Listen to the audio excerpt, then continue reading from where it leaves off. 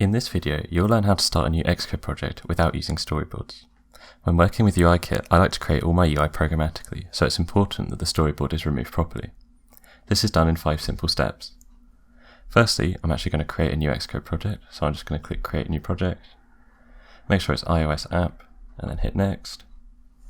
I'm just going to call mine No Storyboards, and make sure the interface is set to Storyboard, the lifecycle is set to UIKit app delegate, and our language is Swift. Hit Next, and I'm just going to save mine on my desktop. Next, the most important and obvious part is actually deleting the storyboard file. So right click on main.storyboard in the project navigator, go down to delete, and click move to trash. The problem we have now is that Xcode will still try to look for the storyboard file even though it's been deleted. To stop this happening, go to your project settings, and in the main interface section, just clear out the main text. Unfortunately, we're still not done yet.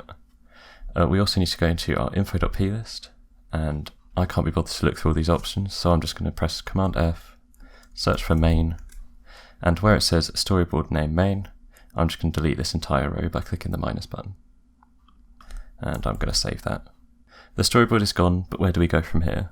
When using a storyboard, your app's window is created and handled automatically. Now that it's gone, we need to configure this ourselves. It's pretty straightforward to do. You want to go into the scene delegate, and I'm just going to remove all these comments. Now this window scene we actually want to use, so I'm just going to replace the underscore with a rather creatively named window scene. Next we need to set up our window. It's already here, so let's just do window equals a new UI window with the frame of our window scene's bounds, so window scene.coordinate space.bounds. And next we need to assign our Windows window scene to this window scene. So let's do window.windowScene equals our window scene. This next line is where we can set the initial view controller of our app. I'm just going to use the default view controller that's supplied with the project, but feel free to put a tab bar controller in here or a navigation controller or anything like that. So let's do my view controller equals the view controller,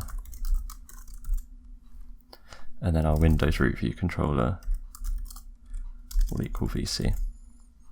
And the final bit is we just need to make our window key and visible. Okay, so that's all we need. I'm just going to head into our view controller and just set the background color just so we know it's all worked. So I'm going to set it to a lovely shade of pink. And now we can change our simulator. I'm just going to do an iPhone 11, and if we hit run,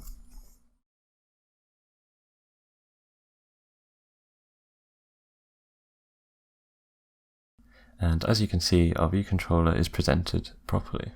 So now, where do you go from here? You can just create all your UI in code and not have to worry about the storyboard.